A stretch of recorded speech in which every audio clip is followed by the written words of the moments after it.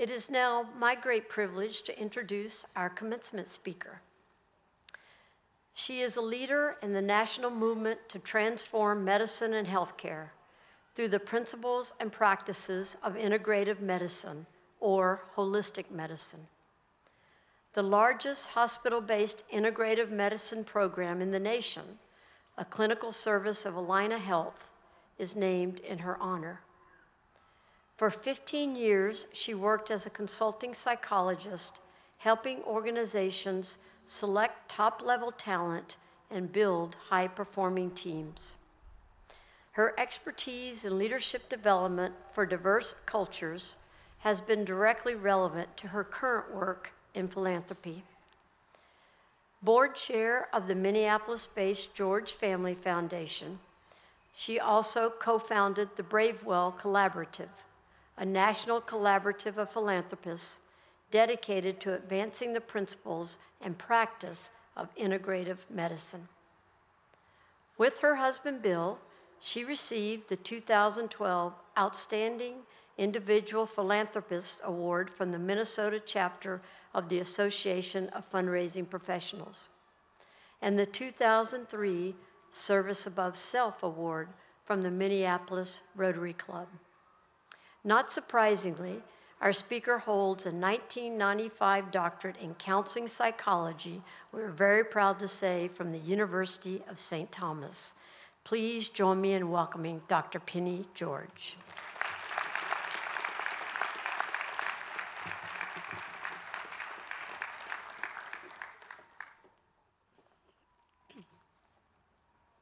President Sullivan, Trustee Allen, members of the faculty and administration, thank you for inviting me to speak. Graduates and loved ones, your dedication and sacrifices have brought you to this moment of celebration. Well done. More than 2 decades ago, when I was sitting where you are now, I felt proud and grateful and relieved. After 5 years at St. Thomas, I had finally completed my education. At the age of 52, I also remember calculating how long it would take me to amortize the financial investment I had made in my education. But to be honest with you, I have no memory whatsoever of the graduation speaker. I also had no idea that my life path would be so different from what I imagined that day. Let me share with you my story. As you heard already, before becoming a student at St. Thomas, I was a consulting psychologist. I loved what I did. I gave people tests and did interviews and made recommendations about the fit between an individual and an organization, whether the position was buyer at Target or a potential president of a college. The challenge was the same: to make an accurate prediction and to help people succeed. I felt that was an important contribution. Serving others has always been a key value in my family. I remember going with my dad on horseback in the Appalachian Mountains of Maryland to pay calls on sick people who had no money and minimal health care. They were not my dad's patients, since he was a surgeon and they had heart disease. Dad told me that it was important that these people know someone cared about them. He told me that good medicine was about more than curing, that not everyone could be cured, but that comforting was always possible. Both my grandfathers were ministers. From them I saw how important and inseparable worshiping and learning and serving others were. When I decided to return to graduate school, those values influenced my choice. St. Thomas appealed to me because of its mission to educate morally responsible leaders who think critically, act wisely, and work skillfully to advance the common good. I wanted a program that looked at students in a holistic way, like all of us have experienced here. Our minds are valued, but our souls are too. I remember vividly the creativity, the intellectual challenge, and the plain joy of being in this program. We laughed till our sides ached. We worked hard too, since classes began after our day jobs ended. Since we were only the second cohort of the program, everything was a bit loose and experimental, and that made the classes all the more engaging. After graduation, another St. Thomas grad, Julie Sellergren, and I set up our private practice. I distinctly remember our first day in our new office. We ordered stationery, and we brought in plants and posters. Everything was going according to plan. Well, as they say, life is what happens when you are planning something else. 6 months after graduation, on a gray, blustery day in February, I came home from work to a dark house. My sons, Jeff and John, were in college, and my husband, Bill, was out of the country on business. Routinely checking the messages on our answering machine, I recognized my doctor's voice. He told me that the results of my recent mammogram were positive, but not in a good way. He told me to get a biopsy and gave me names of a male and female surgeon. I chose the woman. If I might lose a body part, at least I wanted someone who could understand what a loss like that would mean to me. After the mastectomy, I had chemotherapy followed by hormonal therapy. I am grateful to have had good medical care. I recognize that not everyone has that. I was hopeful that my cancer was cured, but I felt something vital was missing in the care I got. It saw me only as a body part and a disease, not as a real person with unique human needs. At appointments for chemotherapy, I'd be asked repeatedly to state my full name and date of birth, but no one had interest in my story. Even worse, no one was able to tell me what I could do to prevent a recurrence. They had a drug for my nausea, but nothing for my spiritual crisis. When you think you might die, you wonder what your life has added up to. What was really concerning me was whether my life mattered. Figuring I'd have to sort this all out for myself, I dived into a whole new world of healing that went beyond conventional medicine. Lying on a table with acupuncture needles stuck out in my body may sound a bit weird, but it worked. It stopped the hot flashes caused by the chemotherapy. Likewise, mindfulness meditation brought peace and calm in place of my anxiety about the future. I leaned on my family and friends for help.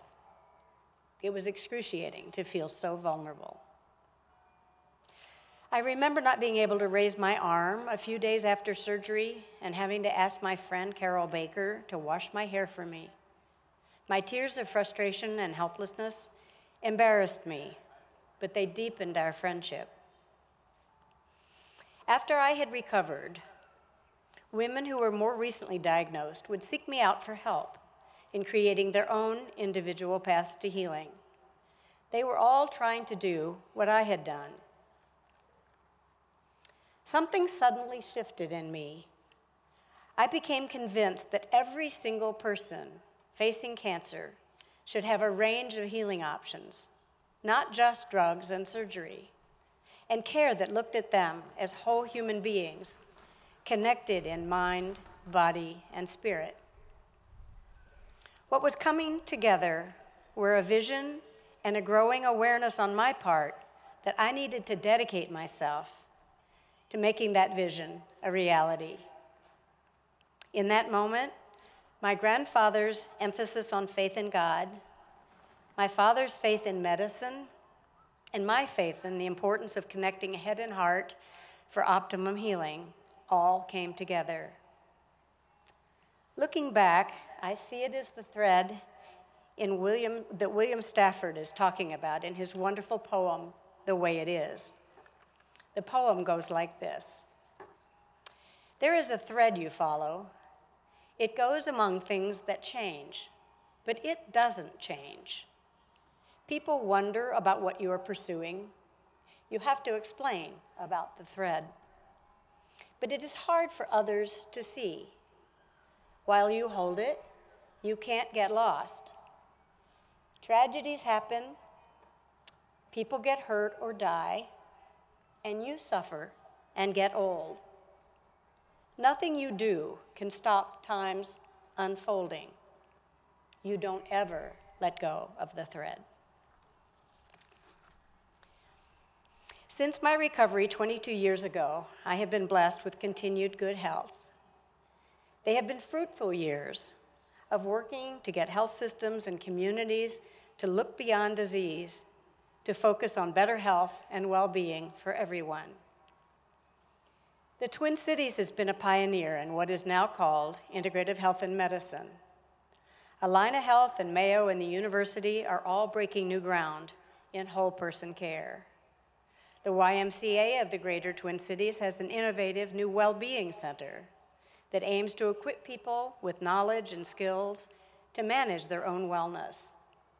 Self-care is becoming the true primary care.